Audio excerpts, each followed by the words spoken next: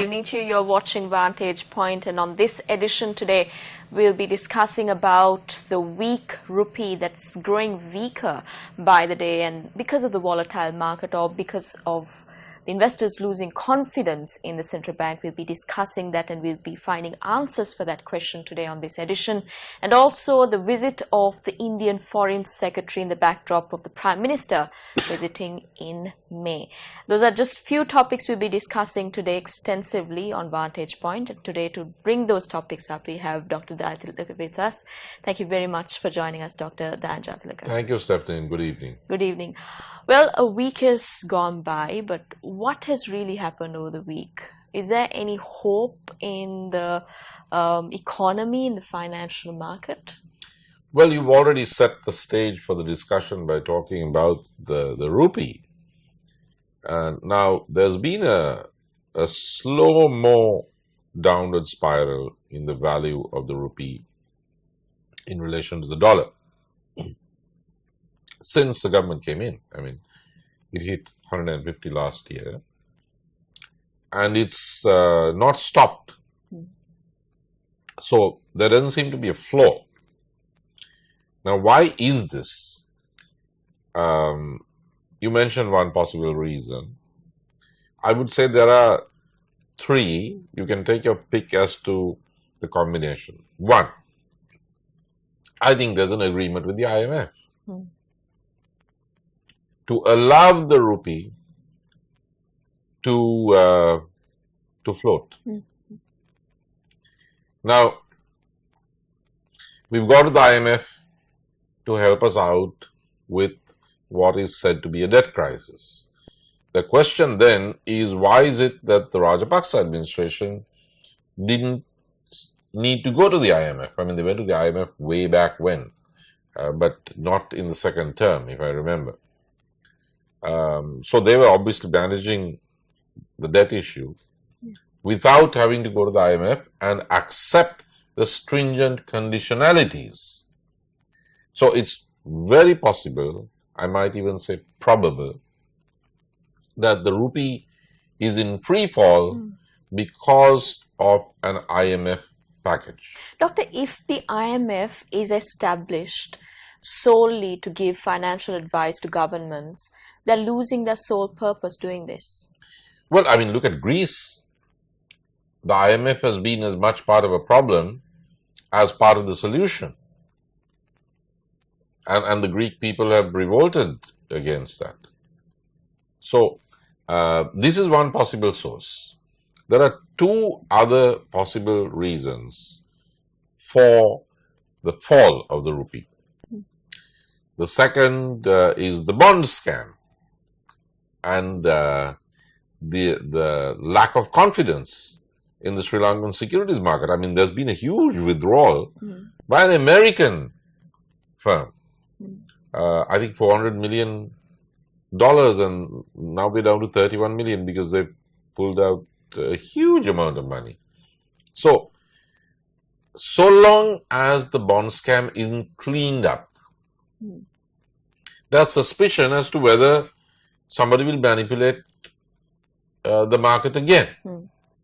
So there has to be transparency, there has to be seen to be transparency. The Commission of Inquiry has to act strongly and cleanly, and somebody has to be locked up in order for this to be put behind us. It cannot be put behind us by a cover-up. And the bond scam has had its effect on international perceptions, and therefore these outflows have caused the stock exchange, the securities market, to collapse. Well, what's hard to comprehend is that the company that's in the middle of all of this controversy, in the center of all this controversy, is investing in different companies, and while an alleged investigation is going on into the whole transaction. Absolutely. I mean, it's like this anarchy. I mean, if a company is widely perceived to have engaged in something it shouldn't have done, they should not be able to move until that's cleared up. But they are, and they are moving around and gobbling up. And it's stuff. the supposed money that they already obtained through the transaction that's going around. So they're making the market even volatile further. Well, if what the COPE reports, and there were two reports, the Dugunasekara report and the Handunetta report, if the COPE reports are correct, then what you're seeing is something like tainted money or black money being laundered. It's like bad blood in your system. So you've got that. And there's a third reason. I said there are three possible reasons for the free fall of the rupee. You don't know where it's going to stop.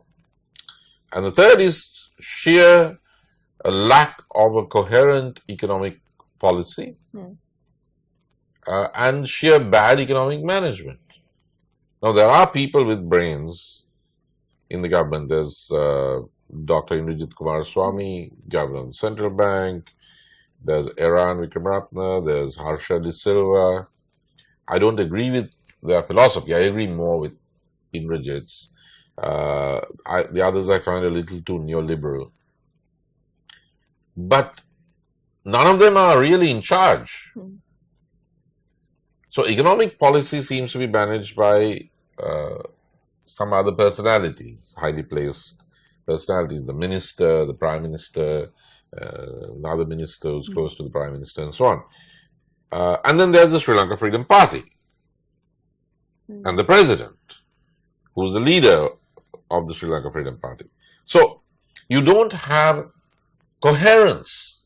If you don't have policy coherence, and if you don't have coherence in economic management, this is what results. So when you have these three factors, an IMF package which the government has agreed to, which it shouldn't have,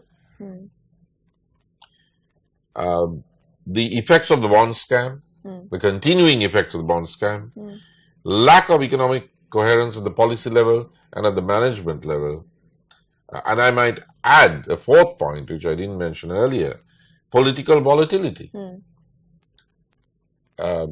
You're supposed to have a new constitution in the middle of all of this. And you aren't even sure whether you want a new constitution or a reformed constitution, a reform of the existing constitution.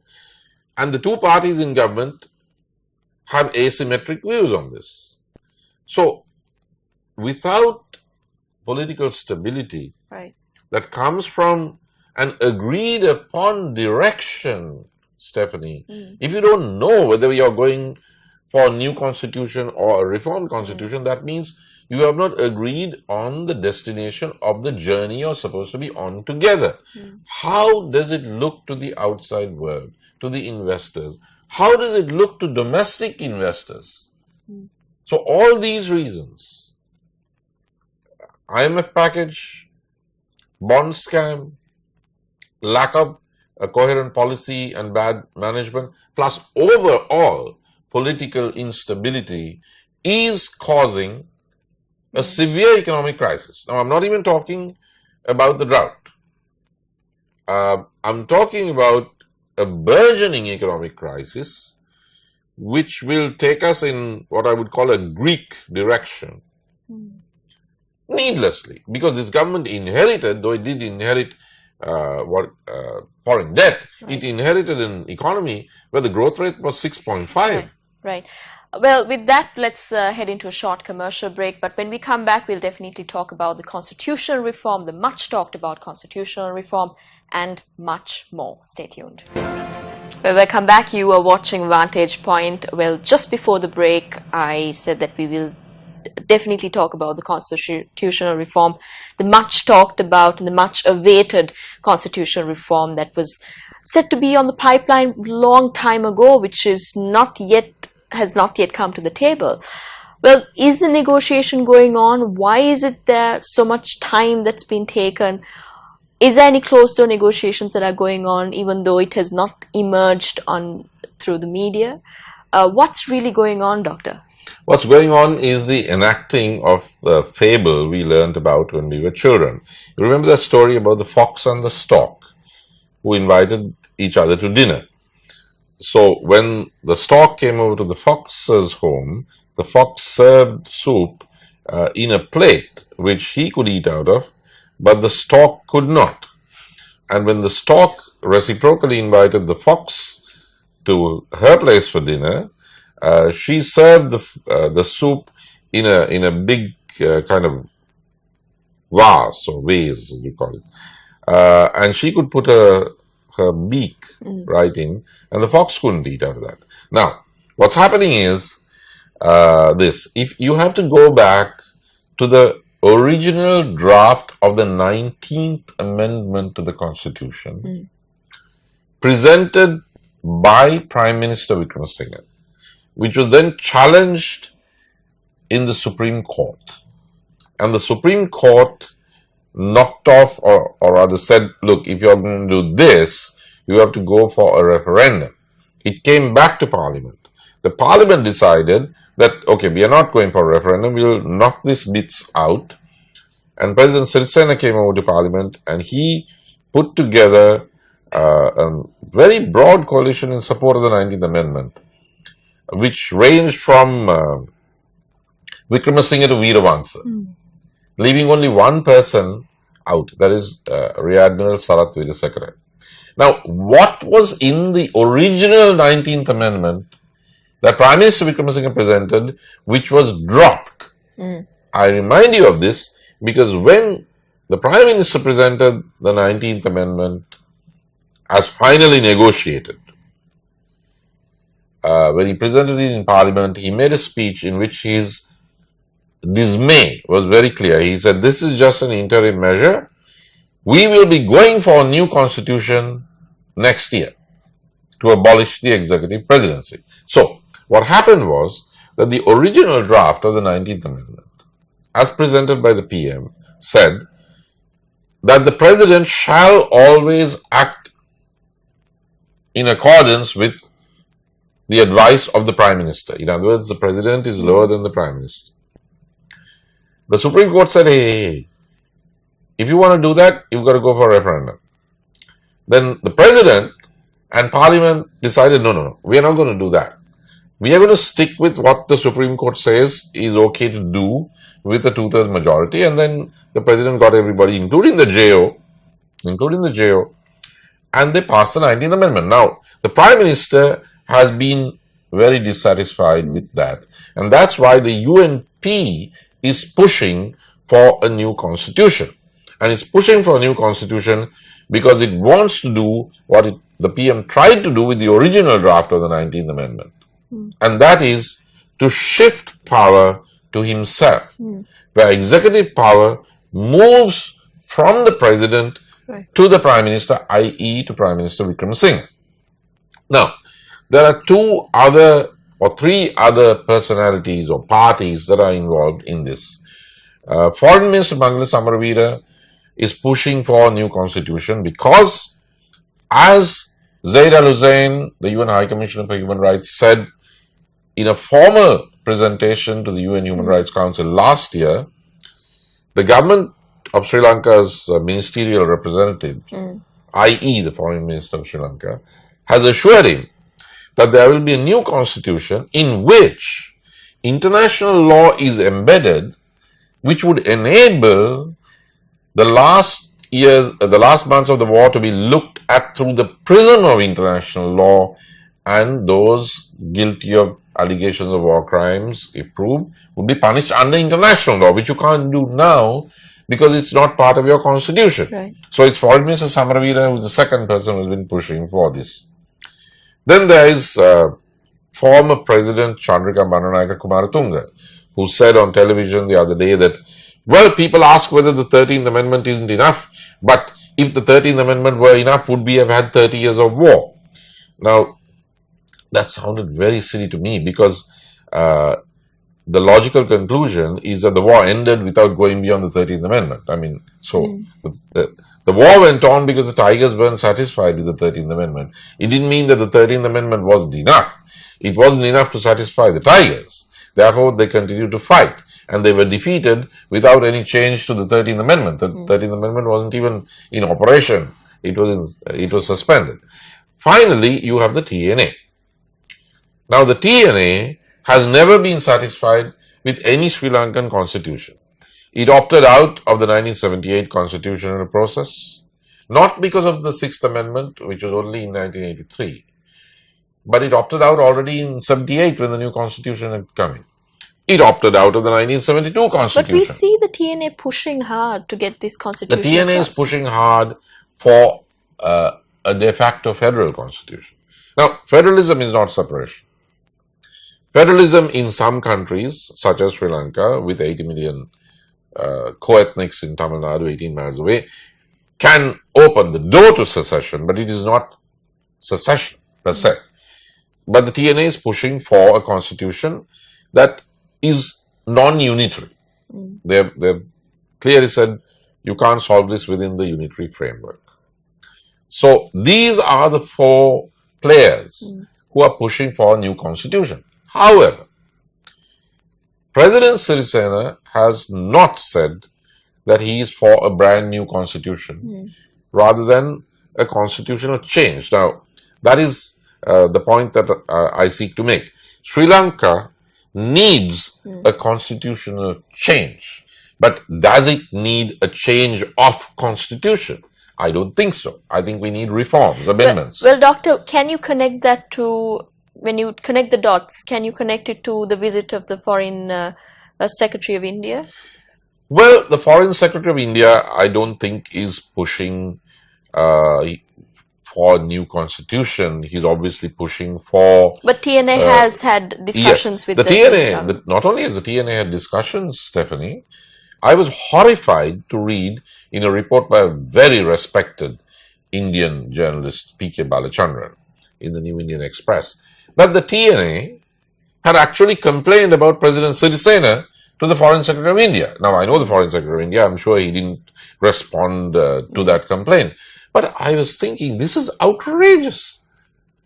The TNA complaining about President Sirisena, and there's a whole paragraph of the complaint to the Foreign Secretary of India about President Sirisena and his role in the constitution-making process. Well, we'll have a lengthy discussion on that when we come back right after this short commercial break. Stay tuned. Well, just as we mentioned right in the beginning of the program, we'll be extensively discussing about the visit of the Indian Foreign Secretary to Sri Lanka. Well, Doctor, is it because of the Prime Minister's visit in May? Is it his formal acceptance of his invitation, the Sri Lankan invitation for the Prime Minister to attend the Vesak celebrations? Or is there something that's happening behind closed doors? Is India mulling a big plan out to have or expand its presence in Sri Lanka, especially in Trincomalee? Well, I think both. I think Jaishankar's visit is a scene setter for Prime Minister Modi's visit, and it's the norm. Dr. Jaishankar is also a very smart guy, very familiar with Sri Lanka, and we do know that India has been knocking at the door of those oil tanks after the new government came in. Now, we did mention the oil tank farm in the annexures to the Indo-Sri Lanka Accord of 1987. But what we did say in the annexures is that we shall not allow the Trincomalee oil tank farm to be used by any outside power that is hostile to India. What that means, for instance, is that if the Indians think that the Chinese are a competitor, we can't give the oil tank farm to the Chinese. Now, that's one thing. Right. And that's not necessarily the best of all possible worlds, but that's a reality. Nothing says, not even the annexures, that we have to give those to India. I mean, we can try to develop them on our own, at our own pace, which is what every president so far has done. And even President Sirisena has been going slow on this. So, we are under no obligation to give any oil tanks to anyone. We are just under obligation not to give it to anyone who is perceived as a rival of India. Right. Now, if India wants more, we should say sorry, because you can't have a small island in which you intend to give Hambantota and 15,000 acres to one country, and the strategically even more vital. But can we afford to say sorry? Can we afford to do that, being such a small power? Well, we've done that from 1987. Jayawardena, Ranasinghe Premadasa, but India wasn't a bigger power like it is now. Economically, India is doing much greater than even China at some point. It was doing at some point. But it's a big enough force now to It's a big enough force. That's why we have to remember what Kautilya, the great Indian sage, said in Arthashastra. And we have to respect India enough to follow the doctrines of its greatest strategist. Kautilya's other name was Chanakya. He was known either as Chanakya or Kautilya. And he said that every country has inevitably to be wary about its neighbor, because it is inevitable that the neighbor will eye the neighboring country.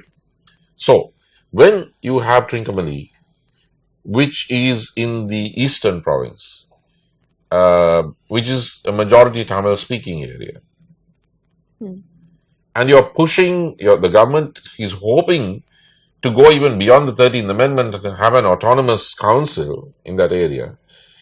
If you have an autonomous council, in even more autonomous council than you have now, plus you have a foreign power, i.e. the neighbor, not far away, China, in possession of a large part of Trincomalee, then you have another country, basically. So there are certain things where you have to draw the red line and say, sorry, no, we don't owe you this because it's not even in the annexure to the Indo-Sri Lanka Accord. All we've said is we are not going to give anybody else who might be a problem to you, and we won't. We'll keep it the way we've kept it for so long. Just before we wrap up, I think we should definitely talk about the Trump administration, which is taking the entire world by storm day in and day out. And we see a lot of controversy that's surrounding the cabinet picks. And now we see the defense advisor being picked by the National Security Advisor. The National Security Advisor being selected after Michael Flynn was pushed into controversy again through an investigation now which is going on. Well, how important is it for us to keep an eye on the growing issues in America? Very important. How important do you think that we need to keep tabs of what's going on in America? Well, it's absolutely important. America is still the most important single country in the world. And we have a specific problem, which is the US-led resolution in Geneva. So we have a window of opportunity with the new administration. We can talk to the new administration. I have in fact named two people who are close to President Sirisena, who have connections both with, each one with the Republican administration and one with the British Conservative Prime Minister.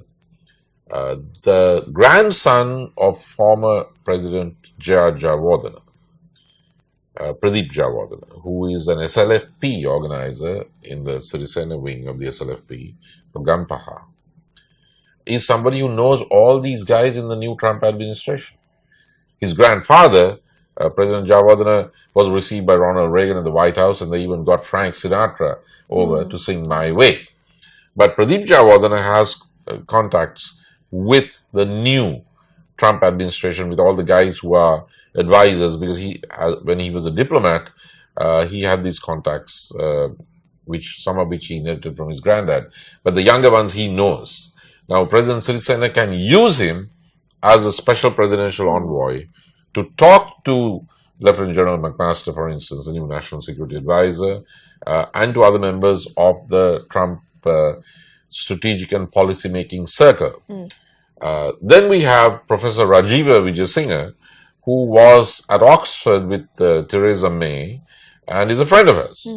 So if we can talk to London and to Washington at a fairly high level, and we have these two people who are both close to President Sirisena, then we can get a much better deal for Sri Lanka. It's also a better deal for the government, because if this government tries to haul soldiers and officers and much respected bureaucrats and politicians up on war crimes allegations before a special court in a time of mounting economic crisis, which you talked about, while the rupee is in free fall, I don't know whose fortunes will decline faster, the rupee or the Sri Lankan government. Well, with that, let's wrap up this edition of Vantage Point. Thank you very much for joining us this evening. Thank you, Stephanie. Thank you. Hope to see you next fortnight, and I hope to see you too next fortnight. But until we meet again, remember, you can post us your views, your questions to Newsfirst.lk. We'll definitely take them in, and we'll definitely feature them on our next edition of Vantage Point. Until we meet again, this is Stephanie Lazarus signing off.